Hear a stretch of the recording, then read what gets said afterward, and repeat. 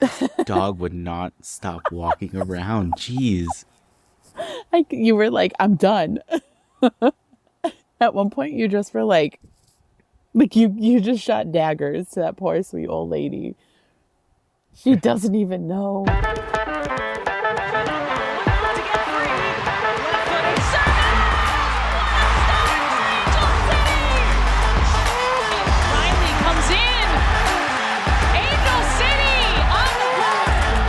Presented by Cedar Sinai. Shifty work into the box. And across, it's in! Oh, it's low! It's a dream return!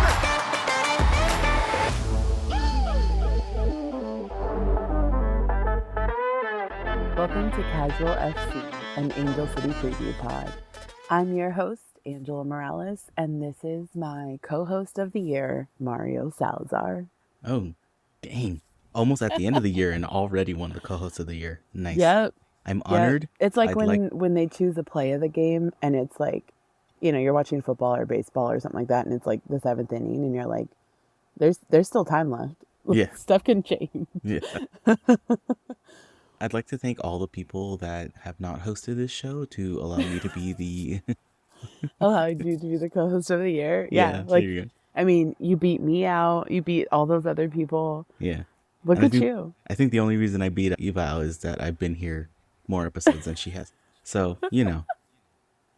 She's already won the Girlfriend of the Year award, so she's like disqualified. No double dipping. Can't. No.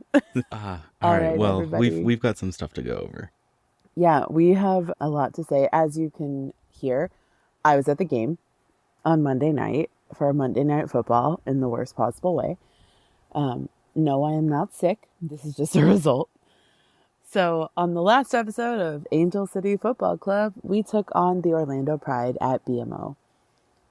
And we lost. And I'm mad about it for a variety of reasons, but probably not the reasons you think. I can give one of my reasons up top was, as you heard my disappointment the last pod, CBS Sports. Honest to God. Jesus. And then for our upcoming match that we're going to talk about tonight, it's CBS Sports again, and that's stupid. We need to make women's sports accessible. Otherwise, what's the point anyway? And so, just to let everybody know, there might be some tippy tapping everywhere. That's my dog who won't lay down, and I'm recording inside. So he's got an old lady dog who just tippy taps around. She's real cute though. Yeah, she doesn't know where she's going, but she's just going. But so this game was a little bonkers as it was. Dee Dee is out with a nagging little back injury. So Angie Anderson took her place between the posts and honestly had a fantastic game. The goal she let in was a banger. Honestly, it was just a wild little mix by the goal. Yeah, and after finishing all the like home duties and finally getting to the TV and realizing CBS Sports was not a channel that I had, and tried a million different ways to try to see it. Guess what I ended up doing on my TV at home was actually listening to iHeartRadio. The iHeartRadio app on my Apple TV. So I had it on the big screen. I just had a giant Angel City logo. But I got to listen. He sent me a picture in the middle of the game and it was like, I'm listening to the radio on my TV. I could like hear the annoyance of just like, ugh, just give it to me. Yeah.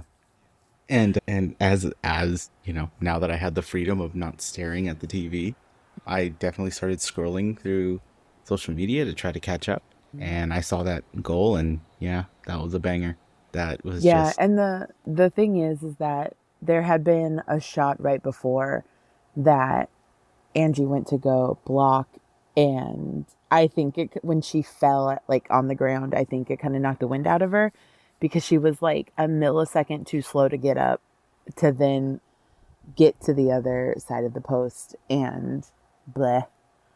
Yeah, it is what it is. It is what we it is, had yes. 50-11 chances to convert, and we didn't. And that's the frustrating part. And it's kind of the story of an Angel City fan's life. But at the same time, it's coming and it's coming together. Like, we have not shown this much attack consistently, like for 90 minutes, than we did on Monday. The team still very, very much believes in the mission and the goal and the plan. Like, I was on Reddit and somebody's like, I don't know, like this and this. And I'm like, they're still breaking habits of the previous coaching situation. But for Becky and the rest of the coaches to get them all to buy into a whole new system and really like just believe in the fact that every single one of those players can come in and change the outcome of the game, change the vibe of the game, whatever is needed. That is really, really difficult to do from an athlete standpoint when you're already feeling down and out, to a coaching standpoint where you're trying to like breathe life into a group of people. And it's really, really impressive. In the post-game presser, Paige Nielsen and Danny Weatherholt were talking to the media, and they both just gushed about the respect they have for Becky, how hard she's working, how much all of them love playing for her. And Paige said, she's like, yeah, right before we came out here, I gave her a hug and told her how blessed I was and how excited I am to be on her team and to play for the same mission. And I was like, oh, this has been a long time coming. And give this woman a freaking contract already. Like, yes, we dropped the game, but like, I'll talk about it a little bit later. Streaks are made to be broken, and this just means that we kind of shake it off and start again. But that's on that. It was the first start for Amandine Henri Nandy, as she's lovingly called in Only America. That's her American Really? nickname. That she said it out loud. She's like, nobody calls me that. I wonder then, where did it come from? Or is it more like America. well, is it more like her American teammates like call her? Although Probably. That's kind of like a weird, I guess not that weird of a shortening of Amanda. For Amandine. Oh, Like, Amandine, it's basically sorry, like not Amanda. Amanda. Yeah. Yeah. And really quick, I am kicking myself for not mentioning this in the retirement retrospective, the preview of the Orlando match.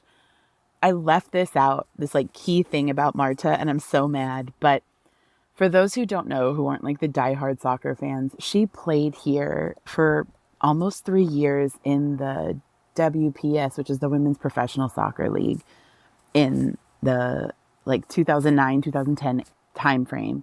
And she had a 3-year contract in Los Angeles. So she has ties to our city as well. And it was really cool to see her be announced in the stadium and the cheers erupt. Like we said before, like Marta's just special and she's important. And yeah, like it was really, really cool when she got subbed off in the second half. Like, she's an all-time great, like we said, and she was treated as such coming off the pitch. And it was really, really good to see. And it's like, yay, our fan base did the right thing. Kind of the same for Pino, like that kind of level of respect and honor that a player like that should get from a fan base. So, I mean, I wasn't there, and shout out to Anthony who won the tickets. Yeah, from congratulations. And went to the game. So, they had a good time. But yeah, what the NWSL fans in general have always been very kind of respectful, I've seen in my experience so far. Less testosterone heavy yelling. I don't know about this last game though. We were really, really mad. Oh yeah. It got to that point. I heard you could hear the booze and the ref you suck chant on iHeart. Yeah, you can hear it on iHeart. Yeah, totally. Yeah. We were joking after the game that nobody from Pro Refs is going to want to come to BMO. And it's like, okay, well then be better. Yeah. Better, do better. I think there's a whole group of pro refs that don't want to be at BMO either way for either side. For LAFC or Angel City. Yeah. Yeah. With that said, I really, really have thought, I got so upset last night that I subtweeted the NWSL. I got so mad because it's like, the league as a whole makes no sense right now. You have officiating who is doing a really terrible job across the board. And I'm not just saying this as an Angel City fan, I'm saying this as a women's soccer fan. Because if you're going to find, as a league, if you're going to find players for being pissed that they either got hurt and didn't get the foul, they almost got hurt and didn't get the foul, or a game's outcome was changed by a blatantly bad call. Like, yes, referees are going to miss plays, they're going to miss calls, but like, it shouldn't be egregious. And it shouldn't, like, in a 200 level of a stadium, I shouldn't, and sitting across the field from where play is taking place, I shouldn't be able to see a handball and then like not have it called. Yeah. And for, if they're going to fine players for being mad and tweeting and putting on Instagram and, you know, loudly talking about the fact that this is an issue, they need to take a hard look at what they're doing. Because if you're not fixing the problem, you are now the part of the problem, in my opinion. And the, like, long term, players are going to start leaving the league again because the officiating can't be trusted. And that's stupid. That's a dumb reason. Like, that's fixable. Yeah. And that's something, like, I was thinking about it last night and it just made me really upset because it's happened in at least 1 to 2 games for every single team in the league. And if the league's expanding, your refereeing should be top notch. So, like, get it together. Yeah. I think, you know, as a whole, every soccer fan, every football fan out there has a special place in their heart and soul of hatred for refs. Even if you are a ref yourself. Yeah. I think there's a little self-hate there. Yeah, and I have a friend who's actually a pro ref. We went to college together, and I'm so proud of her because she's doing really well. And she's not the one, she has not made one of these calls that I have seen so far, thank God. Because I would just be like, what's wrong with you? I will not say her name because I'm not trying to drag her like that because she's worked really, really hard to get where she is. And the thing is that the pro ref organization needs more resources. They need more training, and they're not getting it for a ton of reasons. And it's all just dumb. We talked about it a little bit earlier this season, and like their unions being weird, and like it's a whole thing. Yeah. But like, your job is impacting the livelihood and well-being, like physical well-being of other people. Take it into consideration. It's one thing to make these really egregious or like stupid calls when, you know, it's like, oh, how did you miss that handball? And how did you not see, or like in the case of the English Premier League this, you know, past weekend, I believe, with I believe it was the Tottenham game, right? Like the I think so, yeah. The yeah, complete just fuck up of the of the VAR Of the year. system. And like, and the whole like, breakdown of that is just like, okay, look, that's one of the love-hate things we have about this sport, is that it's still very human. Nothing in this sport is actually cut and dry.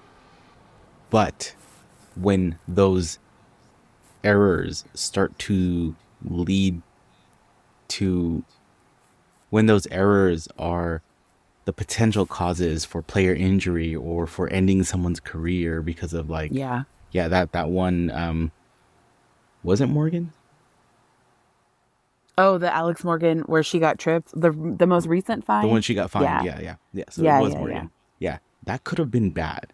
Like, absolutely. That was a full-on, full-speed scissor to the ankle.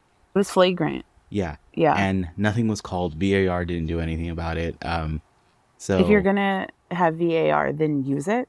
Yeah. And I completely understand in the heat of the moment. Sometimes I'm yelling for VAR, and then as the play resumes, and then I think about it, and I'm like, oh yeah, wait, that's not a reviewable play. But still, like, a reviewable play is something where it would have been a red card, or it would have. That's the problem, is that yellow cards aren't reviewable. Like, if it would have been a yellow, that doesn't count. If it would have been a red, it should be. But because that also allows to, like, games getting out of control and getting way too chippy, because last night was borderline. So I thought Becky was gonna get a yellow, honestly, because she was pissed on the sideline, and I was like, do it, give her a card, because this place will light up. Like, you you really don't want to be a BMO right now. Yeah. Oh, But man. with that Well, said, let's get into the nitty gritty, and we got a lot to talk about and all that good yeah, stuff. we've got a whole bunch more to talk about. Okay, so we're going to check out the standings now. Here's our little standings section. And oh, we're in ninth place. So, Yeah. it is what it is. Okay, so we're in ninth place, but come along with me on my little crazy journey of all of Journey, this. your Um, jungle cruise. yes, my digital murder wall, my digital fidget spinner. Thank you, Allison Gale, again for this website. It's taken up way too much of my time, but like in a half good way, half like don't tell anybody else that I've spent that much time on it. Oh, and So thank you to somebody, I don't remember their name, but someone tagged us on Twitter in response to Allison reposting this site. So, and was like, Casual FC talks about you all the time. Like, it's so cool. So, I don't remember who it was, but thank you. but when this thing comes out, we'll post it and we'll tag her again. So essentially, a lot of these numbers are going to be thrown out at you right now on this pod. As an audio thing, it might be too many, and I apologize for going off the deep end, but I think it kind of needs to be. You need to see what I see. You need to see the absolute chaos. So yes, all of this will be recorded as best I can. Hopefully, it explains it very well. It'll be posted on Reels and TikTok, and you can see the video version of it. But here we go. We are no longer in control of our destiny. From the last episode we were talking about, we were completely in control of our destiny.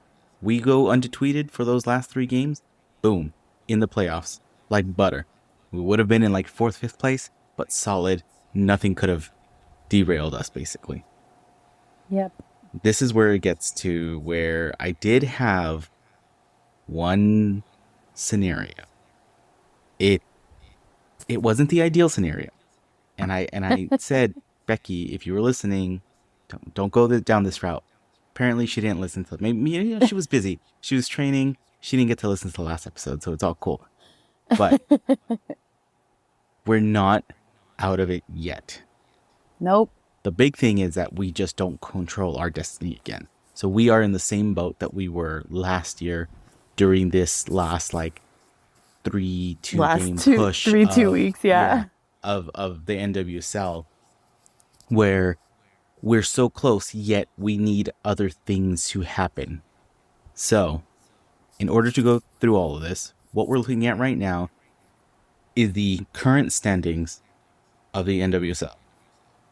We're going from top to bottom: San Diego, Portland, Gotham, North Carolina, Washington, Reign, Orlando, Houston, us, Louisville, Chicago, and Kansas City. So currently that's where we're at. Okay.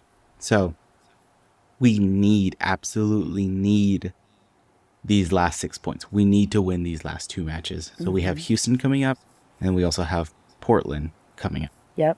We absolutely need to win, right? In order for any of this to even make any shred of sense, or, yeah. We lose one more, we tie one more. That's it. No dice. We'll be working on our retrospective of the season episode after that. I just want to go to the playoffs. But we don't want to do that. We want to keep doing this. We want to do some playoff coverage. So here we go. So here's the breakdown, right? We're in 9th place. So if we go over to the next match day, we see that we've improved a little bit. If we win our game, we move up to 8th place. And all of this, we're still tied, folks, with the Reign, 7th and 8th. But on all of these results, essentially what I did is that I took the current standings and all the top seeds for this current standing won their match. So, San Diego was in first. They played they played the 10th team place, whatever. San Diego won, and so on and so forth. And then, we win our matches that we need to win. So with all of that, we're in 8th place. We move up 1. Not ideal, but, hold the faith. The main things that we need to come out from this is that Washington needs to win their match. Like I said, we're not in control of our own destiny anymore. So we need assistance from the rest of the field. And apparently, some of these other teams didn't understand the assignment this last week. So the results that happened did not help us in any way. So we need Washington to win or tie over the Oil Reign. We also need San Diego to win or tie over North Carolina. With that being said, we will be in 8th place, but that puts us in a really good position moving forward. And then, some of you that have also been looking at these numbers like crazy, you ask yourself, what about Orlando? What about the Orlando match? Orlando and Louisville. It doesn't really affect us in a way where it's going to give us a giant boost. But if Louisville does win, it's just a little bit of icing and cake on the cake, a little bit of a security blanket as we keep moving forward. And now we move into the last game day, which is going to be absolute bedlam. It's going to be mayhem. It's going to be exactly what you want on that last day. So if Washington and San Diego understood the assignment the week before, this weekend, and then going into that last match day, again, we need Washington to win or tie over North Carolina. Chicago needs to win or tie with the Oil Reign. And that, with our win over Portland, will put us in 6th place. We will barely make it into the play, but we will make it in. And that bonus icing that I was talking about, if last place Kansas City happens to win over Gotham, we actually get a little bump up to 5th place. Not really a huge thing in the whole scheme of things, but it might help. So yeah, here I'm absolutely. moving that. And even if we scrape in, Kansas City scraped in last season and then made a freaking run for it. So why not us? That's the way I see it. Why not us? Exactly. So if Kansas City beats Gotham, that puts us into 5th place, like I said. And you know what? If all of these results hold out the way I am predicting with my digital fidget spinner magic ball here, if we end up in 6th, we can possibly play Washington in that first round. If we end up in 5th, we end up playing Orlando in the first round. So either way, we don't get to play at home. So that's a bummer. Right. We absolutely won't, because we won't break a 3rd or 4th positions, but we will at least be in the playoffs, and Becky can go undetweeted in 5 all the way to the championship. That's all I need. Yep. Why not us? Why And not us? Insert air horns. Yeah. Pew, pew, pew, pew. So that was my craziness of a crazy wall digital thing. Thank you for coming along. If you skipped forward, I totally understand it. I would have skipped forward too. And so with all of that, our next match has us traveling to Houston to face the Dash at Shell Energy Stadium. Texas is always a tough place to play. The weather, Texas. Texas is Texas. I mean, I think I've said it before. I don't have anything nice things to say about Texas. yeah. So what are we hot, looking the at? bugs are big, and that's just the start of it. Yeah. So this game, I mean, it goes without saying, we need to win. We need to win by a lot, whatever. Yes, streaks, like I said earlier, they're meant to be broken. It happened, and honestly, if it had to happen, I'm glad it happened, because now we start over and we push to the finish and we do it again. We go again, we get up, we do it again. This team has the grit, it has the guts, and it has a desire to win. I bet you this whole week they are going to be working on converting corners, converting every opportunity in the box, because they were mad. I could tell It didn't help that Orlando's goalie had like the best game of their lives, but whatever. Yeah. So we go again. We look to win out. It can be done. It I can be believe done. it can be done. And like I said, just we absolutely need to win these last two, and then we need to win every single one in the playoffs. So there you go, undefeated in 5. Yeah. We're gonna So get then that I record have an back. excuse to go down to San Diego and we can have another Angel City takeover of Snappy. Yes. That's all I want. That's all I want. This is actually Houston's last home game. So they're playing away for their final game. It is what they are calling the Dash Bash. Vanilla Ice is performing after the game with Tone Loc and Rob Bass, and that sounds like a great time.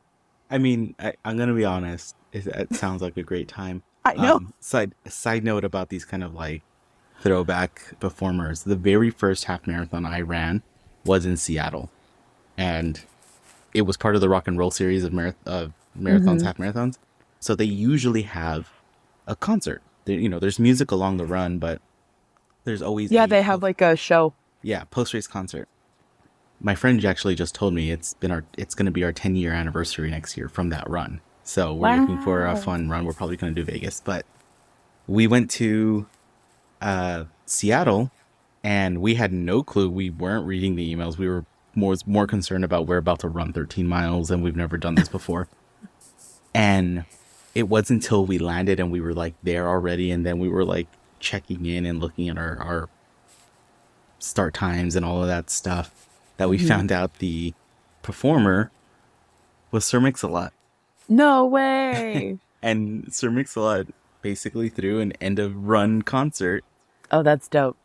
And Sir Mix-a-Lot is from Seattle, so Who knew? he was playing to the home crowd, and it ended up being an awesome show. So I would say a Vanilla Ice, Tone Loc, and Rob Bass. That's not a bad lineup. That just sounds great. Yeah. Like, especially for millennials of a certain age. Like, I hope Vanilla Ice brings out Go Ninja, Go Ninja, Go. Like, give it to me in my veins. He has to. He has to. Yeah, like it's the rules. If you don't sing the Ninja Turtle song, what are you doing? But anyways, so when it comes to talking about Houston as a team, I'm going to kind of do things a little bit differently last time because there's been a lot of changes just over the last few weeks for them. Stuff's a little weird. The team's doing okay, but I don't really know what we're going to see from them because right after Labor Day, like 2 days later, so the 6th of September, they fired their head coach, Sam Lady. And there's like 4 games left at that point. Like, what's the point? And they said it wasn't like he was fired for cause, like there was an issue. It was like the team is heading in a different direction or something like that. And it's like, okay, that's okay, weird. like Cryptic. That's weird.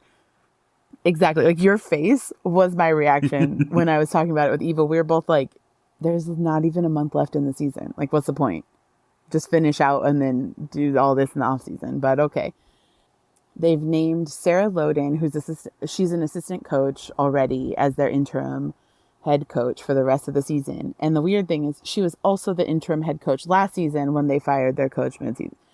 It's a whole thing. I don't know what's going on in Houston. Like, I feel for the team in that sense because, like, what's happening? Just, you've been the interim head coach twice in a season and a half. I was gonna say that's the part that sucks. Like, I really don't wish that for Becky, where she goes from interim back to like assistant. Like that should not happen at this point. Just give her the contract. Like, it's for Becky, absolutely. Yeah, she has definitely earned it. Above and beyond. And yet I've seen some banter online where they're like, well, let's see what she does with the playoffs. And it's like, no. No, like, we had to dig out of a deep, deep hole, and she has. Yeah. And this year is tighter than ever in the history of the NWSL. I mean, that NWSL tweet of like there being 700 and some odd possibilities just for that last weekend. And how it would affect the table is crazy.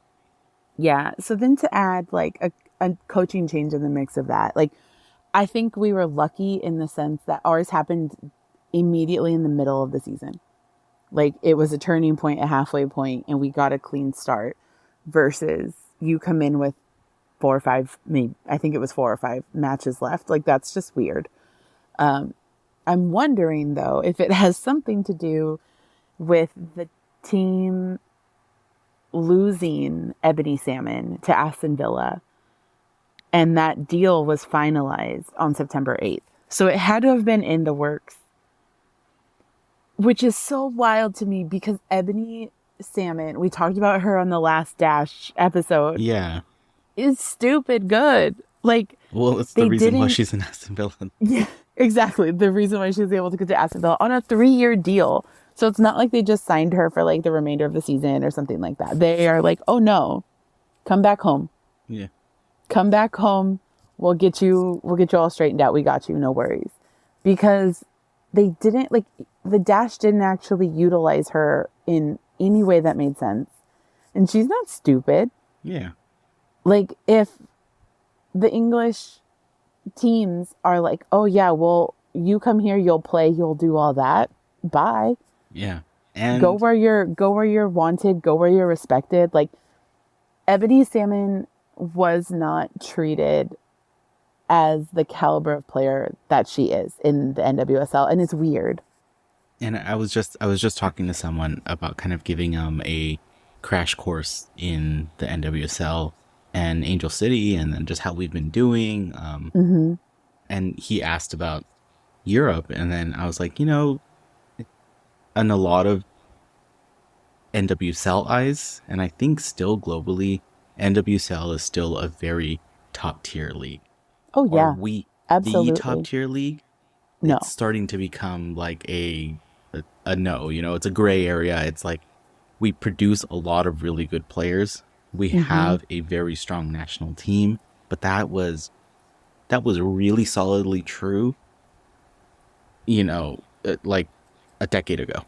Everybody's caught up to this point, and you know what? The English league doesn't have the restrictions that we do, right? They don't have salary caps. They don't have all these weird like rules that get instated in the kind of American league. And I completely understand why. I had to also kind of caveat there's a reason why the NWSL is being so cautious. There has been women's leagues that have formed, become the professional league, quote unquote, right? And then fail. And it's not due to the lack of interest, but it was mainly due to the lack of like marketing and awareness of it. Like as we've shown in the last 3 years, like it's just growing year after year after year, and more people are going to, and yes, it's intimidating to come play at BMO because we have like an average of 19,000 fans, and you go to New York and it's like 5 to 6,000, but they've been growing, and I believe they hit like 8,000 at a game. And it's also like when you look at Red Bull Arena, they're not in the city; they're in New Jersey. Yeah, like which is I also appreciate the nod from Gotham being the New Jersey, New York Gotham. Yes. Yeah. They're like, look, let's not kid ourselves. We play in New Jersey.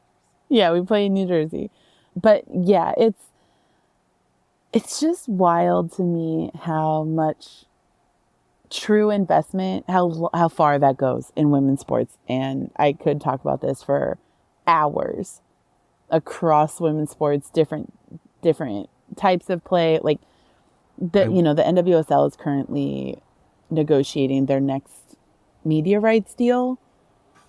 And I really hope just get it out it's of a good CBS one. Sports. Like, we need more national coverage there. It shouldn't be difficult to watch the games. So with the MLS side, I don't fault them for putting it behind a paywall behind Apple.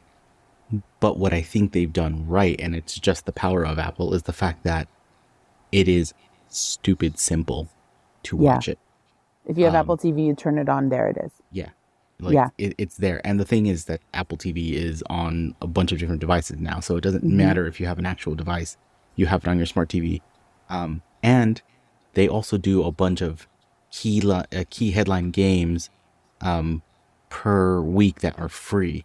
And there Right. are a couple of games that are being broadcast. What do they call it? Like vertically broadcast. And so it's on Fox Sports or something like that. But it will Right. always be on Apple TV. It will never, you'll There's never no come blackouts across and weird the thing that we things. do now, which is, oh yeah, sorry, you can't watch it on Paramount because it's on CBS Sports. Oh yeah, you need a completely different package to watch CBS Sports.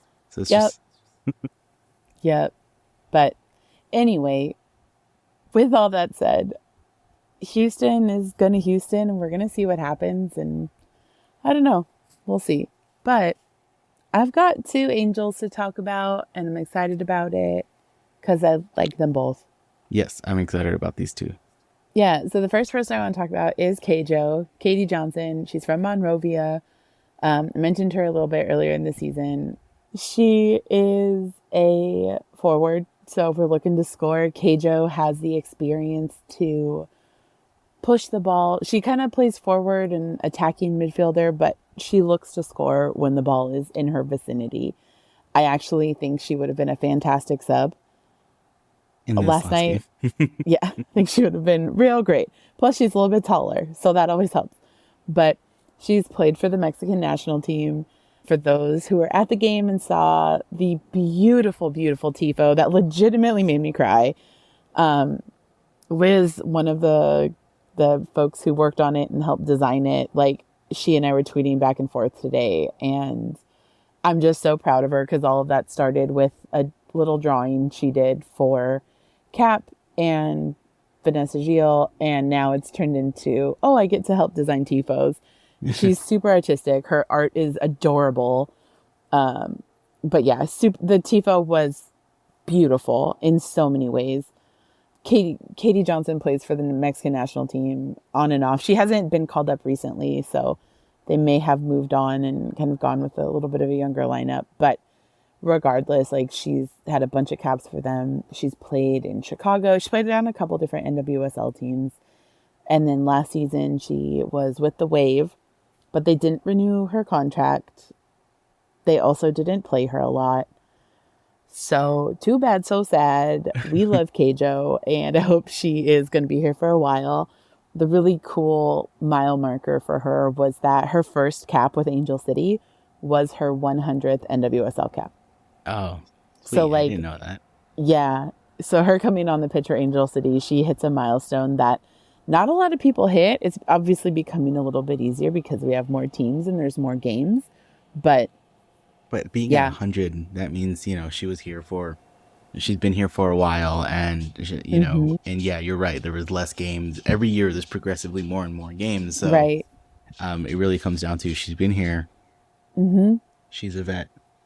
Definitely. And then we talked about her earlier, Angelina Anderson, our backup keeper. You know what? I'm gonna throw out the prediction and say that she's gonna have it for these last two games. She's gonna see out the season. Maybe. It depends on how Dee Dee's feeling, how her back is, because they do air quotes for back. I know, just a little snarky little air quotes. She has had like a back injury, so it's like a thing. Yeah, it's a thing. Yeah. And as someone with a hip injury from what year are we in? Like almost 20 years ago, like 15 years ago, that hurts. Yeah, nothing like medical retirement at 21. Don't do it. But Angie she is a fantastic, fantastic keeper. She was freshman of the year at Cal. So for the Pac-12, she was freshman of the year. And she was also the same year named the best keeper of the Pac-12. So if that says anything, to come in as a freshman when you're in the same conference as Stanford, as UCLA, as USC, powerhouse soccer teams, and you just come in and you're that good. She's 6 feet tall, so she's got to jump on defending and making the goal smaller just by her wingspan alone and the presence she has in the goal. But I really, really think we have a really bright future at Angel City with our goalkeeping union, our little trio right now. Dan Ball, the head coach, has It's The really perfect last interesting. name. Yeah. I know, right? He's English, I believe, but he is really, really big on development. I started following him on Twitter and Instagram before last season even started because of what I'm studying, what I was studying for my master's and everything like that. And I was really interested in the psychology of being a keeper. And he's very big on recruitment and development. And he's actually the one who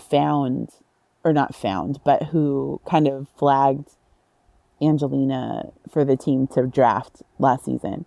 He had an off-season clinic with her and a few other keepers and basically was like, we got you. Yeah. Yeah, and that's amazing. She's already made Good such eye a on you, big Mr. Ball. impact. I know. Yeah, Coach Dan Ball. Woo! She's made a huge impact with the team already. She had a clean sheet in the Challenge Cup, a clean sheet in the regular season when Dee Dee was sick. And last night, honestly, I think that's an anomaly.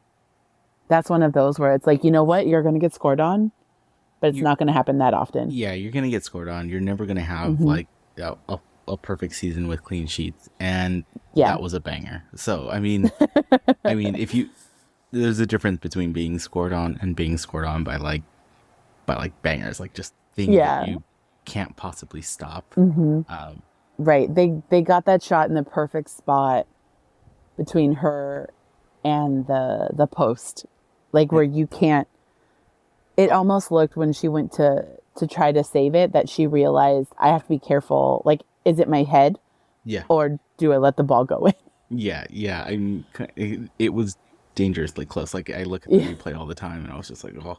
But then I think what also granted it was a straight up banger, but also what makes it even look more impressive is that when you look at the social media vertical video of it, you see the play build up, kick, and then you see the pan of because like it could only take the snippet of the screen at one time.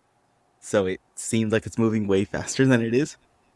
It felt like it was 100 miles an hour. The whole game felt like it was on fast forward. But it was a great shot. So, but everything else we've seen from Angelina, I think, has been solid and has been, really great reasons to have her there. And she's smart. And to have her earn that spot, I know Dee Dee has been the kind of solid keeper for, our short ACFC history, but, they're not without issues and not without, her goal clearing is not that great but as a keeper, she's pretty rock solid, and to not have her there, but have Angelina kind of step in and be that wall has been a great infill. It's a one thing to have like a star keeper and backups that are just okay. It's another to have consistency amongst your keepers. Like Alana Cook just got a red card the other day, like over the weekend, because the Rain, for whatever reason, lost Fallon. Like, she's now playing overseas. They're playing with their like backup keeper. Wait, she's like full on gone? Yeah, she got she's left the team. She's been traded. Because everybody it's a whole was wondering why Fallon didn't play in the match for Angel City it's because there was stuff. Yeah, wild. But Alana Cook basically got a red card. She was willing to get kicked out of the game and not play the next game because she knew their keeper wasn't ready. And she stopped play. And it's like, I don't feel like we need to worry about that as a fan when you've got Dee Dee, Angelina, and Brittany Eisenhower. Yeah. Eisenhower hasn't had as many high pressure starts or anything like that yet. And I don't know what's going on with that. But she's still really good. Like, it's not to say that she's not a solid keeper. Yeah, I want to say anytime we've seen the backup keepers come in, because we've seen Eisenhower before. And we've seen her a couple times. It was I don't remember them being terrible performances. So, there was nothing that stood out that was like, oh, I remember her playing, Right. It wasn't one of those like, oh, geez. It was like, oh, okay. Like, that's different. I think as a keeper, right, a keeper gets a lot of the blame, but then when you don't hear about them, it usually means they're doing really good. Yeah, Like, exactly. So if you kind of don't know who the keeper is, or you haven't heard any giant highlights about the keeper, then you're good. Then they're doing all right. And a lot of times, like, yes, you blame the keeper, but that's also your defense and your midfield who let the ball get that far. That's a whole different soapbox for me to get on. And we all know I just love defense. That's really what that is. If you have a strong defense, your keeper's job should be relatively easy. But that's my recap of the teams and what's going on. So for those that don't know, Katie yes. Johnson is going to be number 33, being the kind of forward attacking mid. And of course, Angelina Anderson, keeper, number 19, but you know where she is. Yeah, she's a really tall girl on the pitch in the rectangle. Like, she's the tall one. So history between the two teams is actually really interesting. I hadn't realized this going into this episode, even though we've talked about it before. Neither Angel City or Houston has won against each other. We have 3 draws. Really? Okay, I hadn't realized that either. Last season, and then we tied at BMO. And I think it's time for us to make a statement. Yes. This would be the statement. I hope this is a statement win, and we just go in there and it's like bing, bing, bing, goal, goal, goal. Like, like I said, I want the little like siren alarm light that hockey has on their goals. Like when a puck crosses the threshold, it goes off. I want that. I would just want a little fire alarm spinning around, making noise every time we score. The big giant foghorn. Yeah. Yeah, why not? All right, so that brings us up to the end of a pod. Next match is going to be Sunday, October 8th. Angel City is playing at the Houston Dash at Shell Energy Stadium. It's going to be at 4 p.m. Pacific Standard Time. And god damn it. It's on CBS Sports again. So, go to your local bar and watch it, because they will definitely have it. It'll be one of their channels, not one of my channels. So I'm going to have to figure something else out. Check out nwsouthsoccer.com if you're international. And if you are, thank you for listening. Let us know where you're listening from. And of course, the way I'm probably going to be listening to it will be on iHeartRadio. Get the app. It's going to be on your phone. I just found out it's on your TV too. So you can listen to the match from the iHeartRadio on your TV and just have a giant Angel City logo splashed across the thing. It's not that bad. There's worse things. Yeah. And there's worse things to do. As we've always said, the announcers are great. But with all of that, follow us on all the socials if you haven't yet, on Instagram, Twitter, Threads, TikTok, all of that. Everything is going to be the same thing, Casual FC Pod. And hit the subscribe button on your favorite podcast place, Apple Podcasts, Google Podcasts, all those places. If you have a place that you do like and someone sent you a link to Apple and that's where you listen to it, but you want Podcaster or something else, check out casualfc.com, and we have all the links, every single one that where our feed is going to. You can find it there. Absolutely. Don't forget to tell a friend about the show. We have continuously said that we hear it brings good luck. Apparently, not enough people said this before the last match, but we can make it right. Yeah. We can make it right before Sunday. Exactly. Tell more friends about the pod. Yeah, just throw it up on Instagram. Let people know you're listening. The team needs all the good graces they can get right now. If you're so inclined, we have merch at shop.casualfc.com. And who knows, we've got some ideas coming down the pipeline. There's stuff brewing. Yeah, there's stuff brewing, so there'll be more things. And I'm sure there's going to be so much more in the off season. Oh, yeah. But if you I like half envision it of like, okay, we need to be classy. We need to be Casual FC. We need, this pod.